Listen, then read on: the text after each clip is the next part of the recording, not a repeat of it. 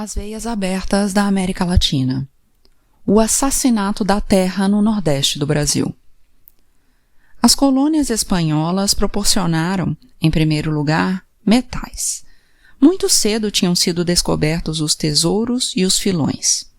O açúcar, relegado a um segundo plano, foi cultivado em São Domingos, logo em Veracruz, mais tarde na costa peruana e em Cuba. Em troca, até meados do século XVII, o Brasil era o maior produtor mundial de açúcar. Simultaneamente, a colônia portuguesa na América era o principal mercado de escravos. A mão de obra indígena, muito escassa, extinguia-se rapidamente nos trabalhos forçados, e o açúcar exigia grandes contingentes de mão de obra para limpar e preparar a terra, plantar, colher, transportar a cana e, por fim, moê-la e purgá-la. A sociedade colonial brasileira, subproduto do açúcar, floresceu na Bahia e em Pernambuco, até que o descobrimento do ouro deslocou seu núcleo central para Minas Gerais.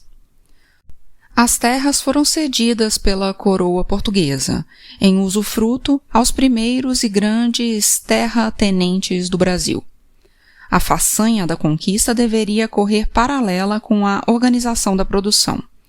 Somente 12 capitães receberam, por carta de doação, todo o imenso território colonial inexplorado, para explorá-lo a serviço do monarca.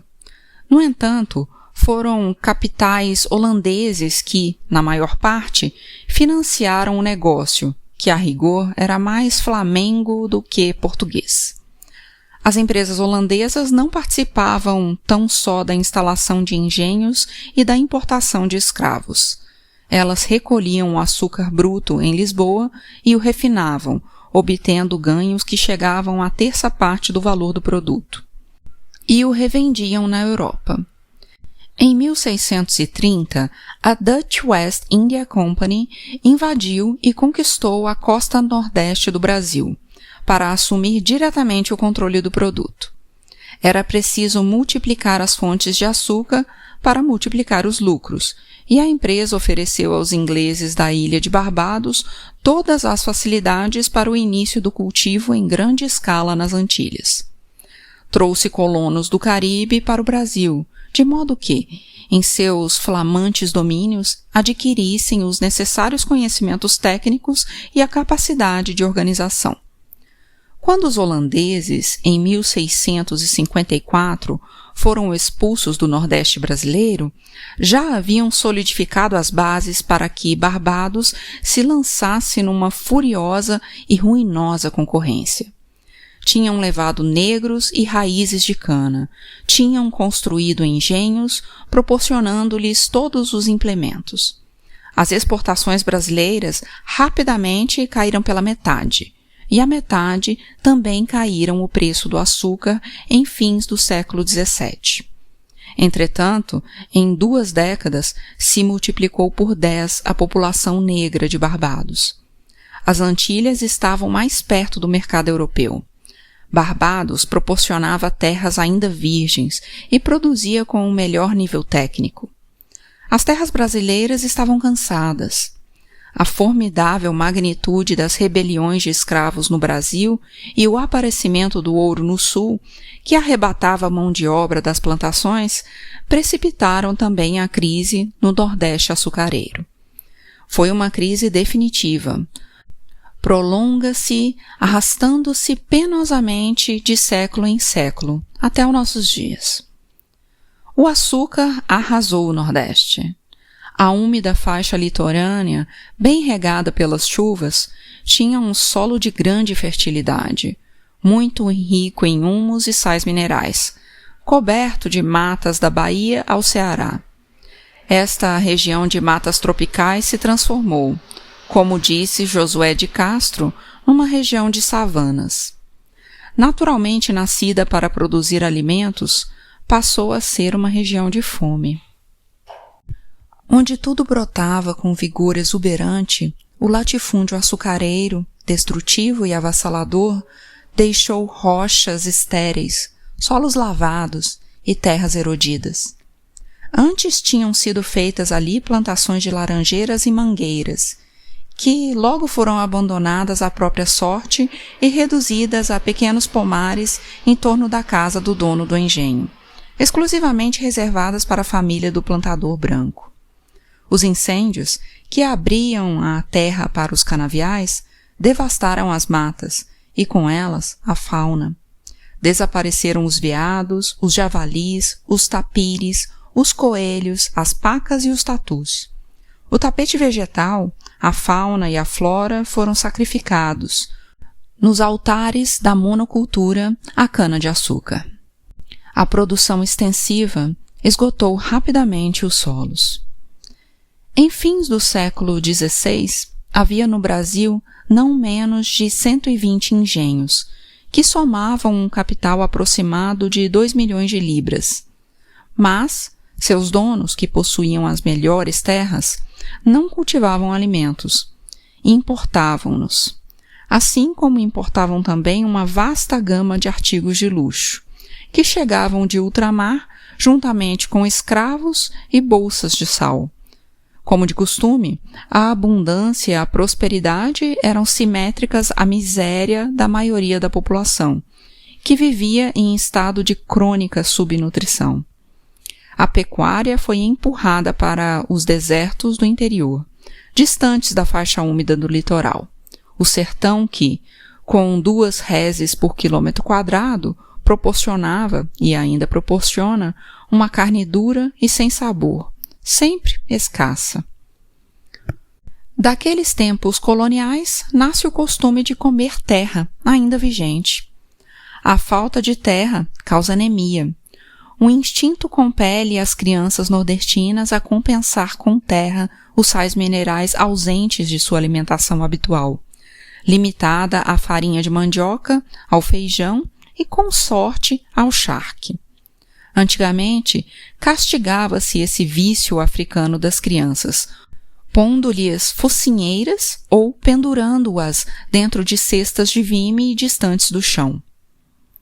O Nordeste do Brasil é, na atualidade, a região mais subdesenvolvida do hemisfério ocidental, gigantesco campo de concentração para 30 milhões de pessoas. Hoje amarga a herança da monocultura do açúcar. De suas terras brotou o negócio mais lucrativo da economia agrícola colonial na América Latina. Atualmente, menos da 1/5 parte da zona úmida de Pernambuco está dedicada ao cultivo de cana-de-açúcar. E o resto não é usado para nada.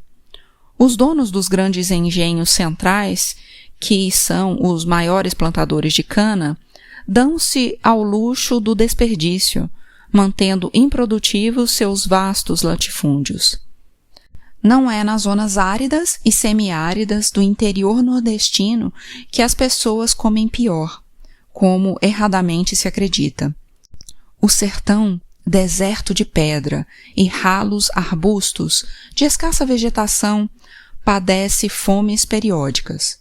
O sol rascante da seca abate-se sobre a terra e a transforma numa paisagem lunar. Obriga os homens ao êxodo e planta cruzes à beira dos caminhos. Mas é no litoral úmido que se sofre a fome endêmica. Ali onde mais opulenta é a opulência, mais indigente, terra de contradições, é a miséria. A região eleita pela natureza para produzir todos os alimentos, nega-os todos. A faixa litorânea conhecida, a ironia do vocabulário, como Zona da Mata, em homenagem ao passado remoto e aos míseros vestícios da florestação que sobreviveram aos séculos do açúcar. O latifúndio açucareiro, estrutura do desperdício, continua exigindo a importação de alimentos de outras zonas, sobretudo do centro-sul do país, a preços crescentes. O custo de vida em Recife é o mais alto do Brasil, acima dos índices do Rio de Janeiro. O feijão custa mais caro no Nordeste do que em Ipanema, a requintada praia da Bahia Carioca. meio quilo de farinha de mandioca equivale ao salário diário de um trabalhador adulto nas plantações de açúcar, em jornadas de sol a sol. Se o trabalhador protesta, o capataz manda chamar o carpinteiro para lhe tirar as medidas do corpo. Para os proprietários e seus administradores, segue em vigor, em vastas zonas, o direito à primeira noite de cada moça. A terça parte da população de Recife sobrevive marginalizada em casebres da conflagrada periferia, no bairro Casa Amarela. Mais de metade das crianças que nascem morre antes de completar 1 ano. A prostituição infantil, meninas de 10 ou 12 anos vendidas pelo país, é frequente nas cidades do Nordeste. Em algumas plantações, o pagamento das jornadas de trabalho é inferior às diárias que são pagas na Índia.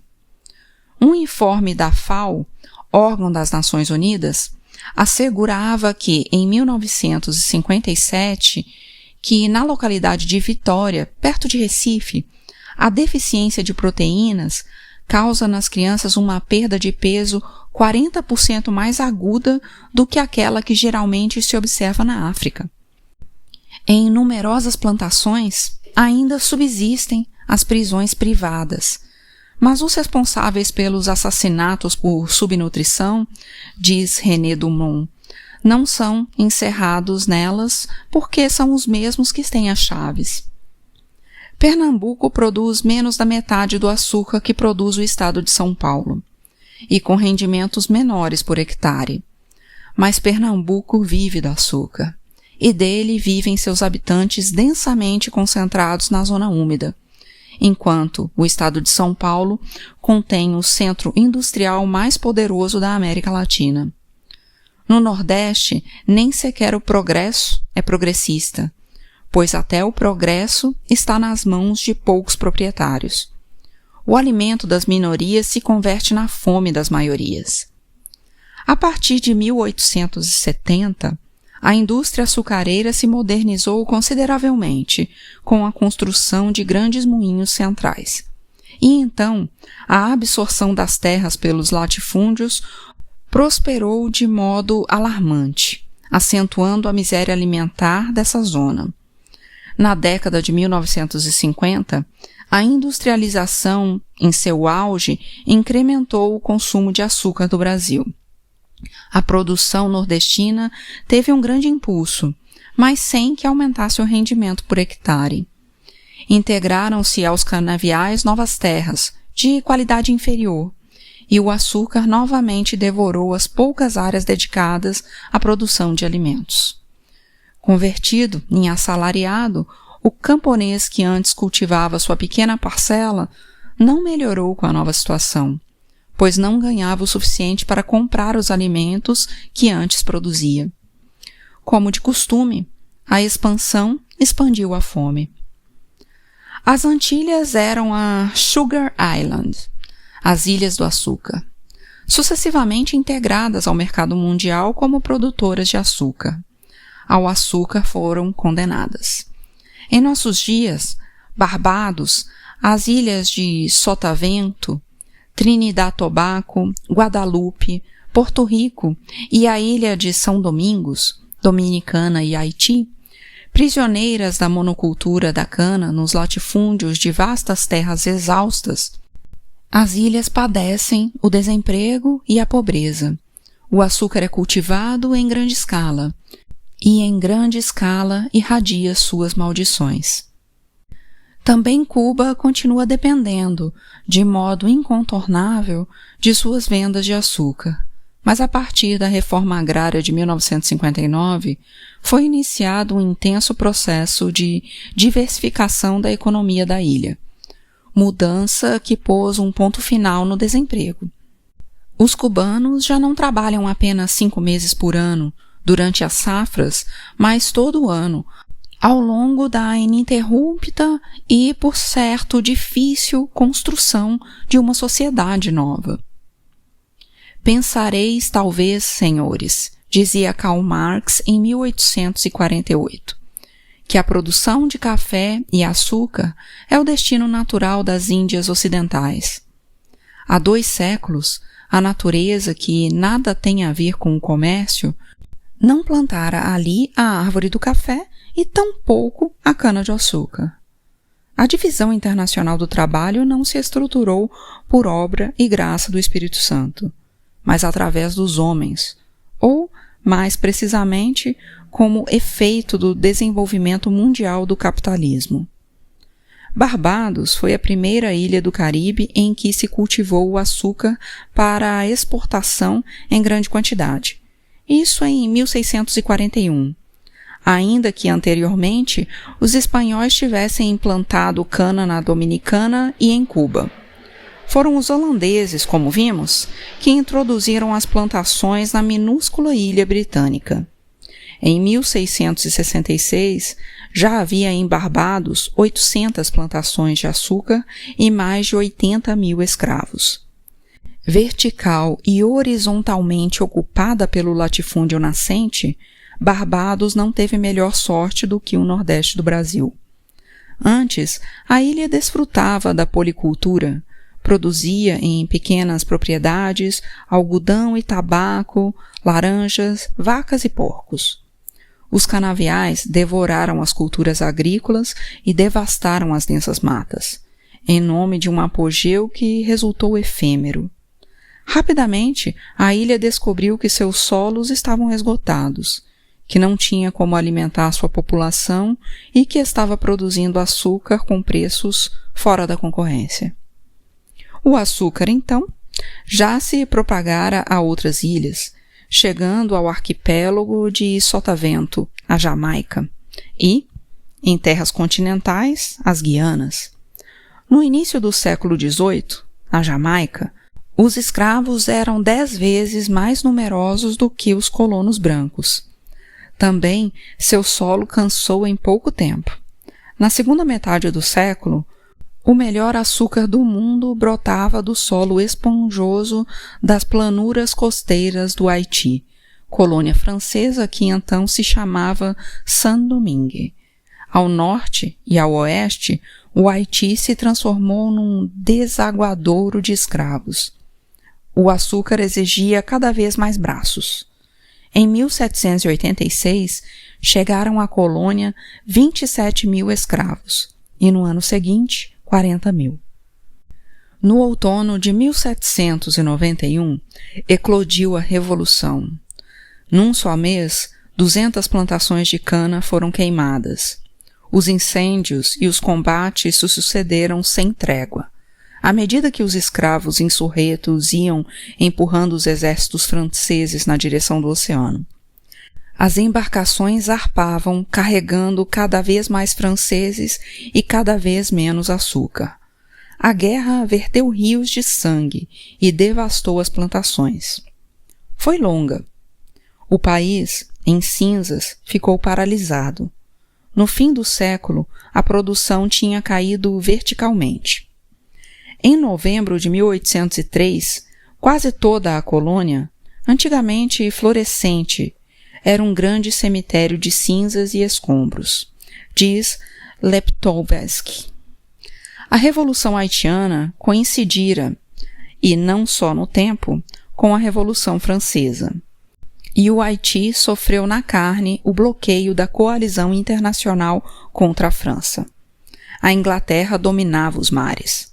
Porém, logo sofreu também. Enquanto se tornava inevitável sua independência, o bloqueio da França. Cedendo à pressão francesa, o Congresso dos Estados Unidos, em 1806, proibiu o comércio com o Haiti. Somente em 1825, a França reconheceu a independência da sua antiga colônia, mas em troca de uma gigantesca indenização em dinheiro. Em 1802, pouco depois de ter sido preso o general Toussaint Louverture, o general Leclerc escreveu do Haiti para seu cunhado Napoleão. Eis aqui minha opinião sobre o país.